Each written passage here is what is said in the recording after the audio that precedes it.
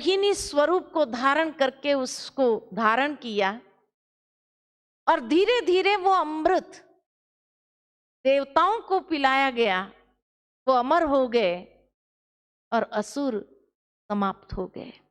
ये कथा है, लेकिन यही मेडिटेशन की प्रथम स्टेज है कि जब हम मेडिटेशन में बैठते हैं तो इमीडिएट कोई मन लग जाए ऐसा नहीं होता है। जब आदत ही नहीं है, मन को इतना भटकने की आदत है, तो अब हमें भी समुद्र मंथन करना हो।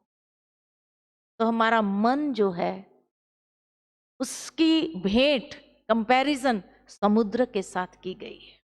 क्यों? क्योंकि जिस तरह समुद्र अनंत है और समुद्र में कभी भी आप अपना प्रतिबिंब नहीं देख सकेंगे। तालाब के अंदर पानी एकदम स्टिल हो जाएगा, आपको अपना पूरा प्रतिबिंब नजर आएगा। नदी में भी कभी कभी फ्लो इतना स्टिल होता है कि जब आपको पूरा प्रतिबिंब बादलों का, पहाड़ों का सब नजर आता है, लेकिन समुद्र में कभी भी प्रतिबिंब नजर नहीं आता है। क्यों? क्योंकि लहरें कंटिन्यू चलती है। कोई क्षण ऐसी नहीं है जब लहरें ना हो।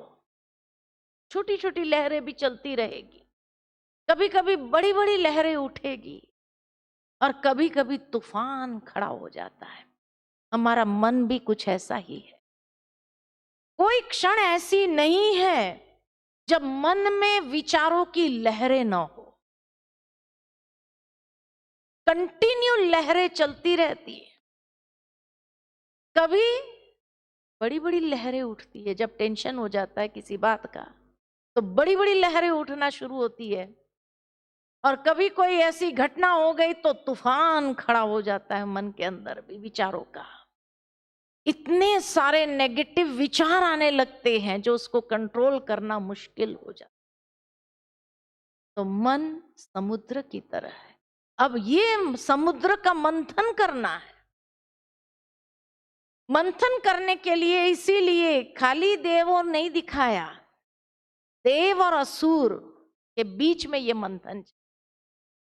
हमारे इस मन के समुद्र मंथन में देव कौन है, असुर कौन है? तो पॉजिटिव विचार ये देव है, पॉजिटिव थॉट्स। लेकिन नेगेटिव थॉट्स कोई साइलेंट हो जाएंगे ऐसे नहीं है।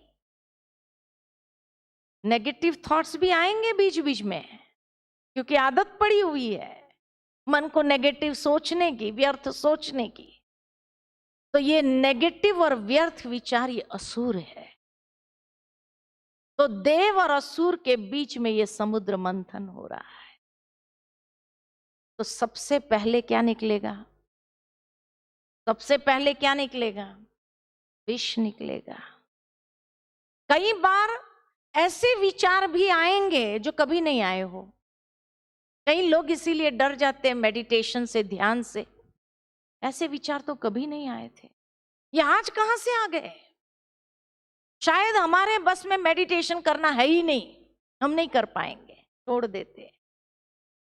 लेकिन ये तो आएगा ही।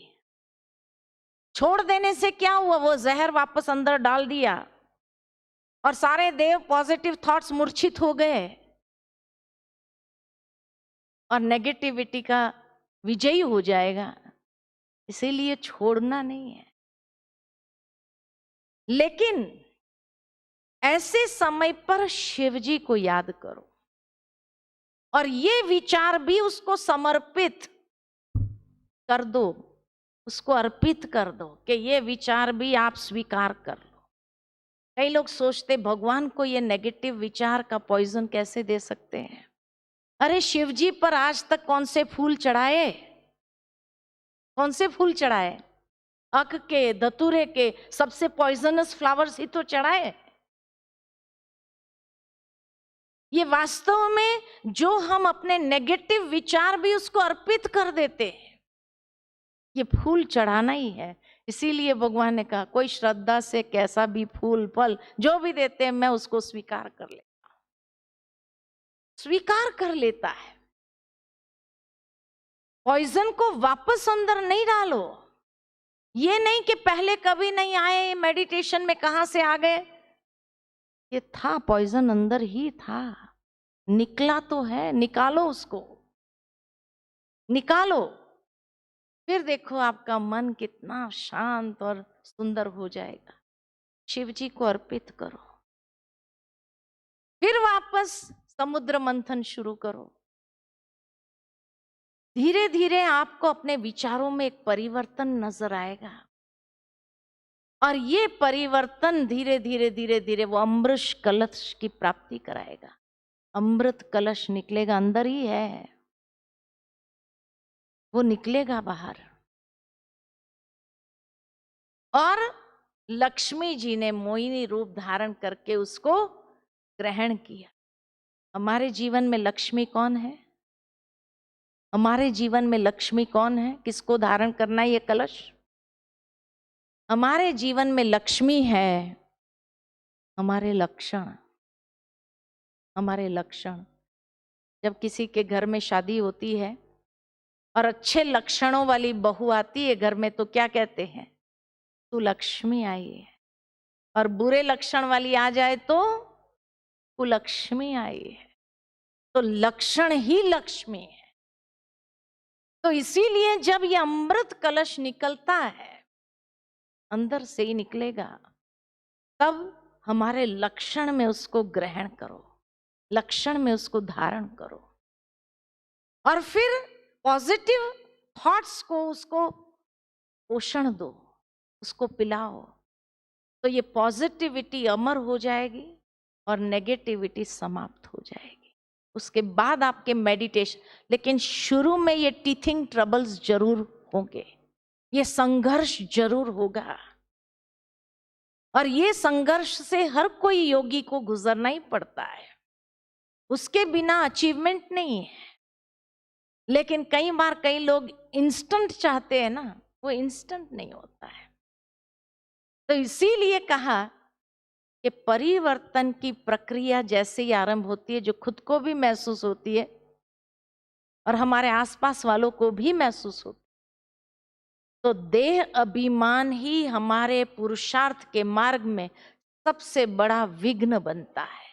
क्योंकि निराकार की उपासना, अव्यक्त स्वरूप की उपासना जैसे करने बैठते हैं, आदत नहीं है, हमें हमेशा मूर्ति की आदत पड़ी हुई है। इसीलिए मूर्ति चाहिए, साकार की आकृति चाहिए। निराकार का ध्यान मुश्किल हो जाता है। तब भगवान अर्जुन को उस ध्यान को आगे बढ़ाना कैसे है वो बताते कि हे अर्जुन, तू अपने मन और बुद्धि को मुझ में एकाग्र कर। अगर तू मन को मुझ में एकाग्र करने में समर्थ नहीं है तो योग का अभ्यास कर। सेकंड ऑल्टरनेटिव, तो योग का अभ्यास कर। यदि तुम योग का अभ्यास भी न कर सको तो तीसरा ऑप्शन, तो सिर्फ मेरे प्रति ही यज्ञ कर्म कर, शुद्धिकरण की प्रक्रिया कर।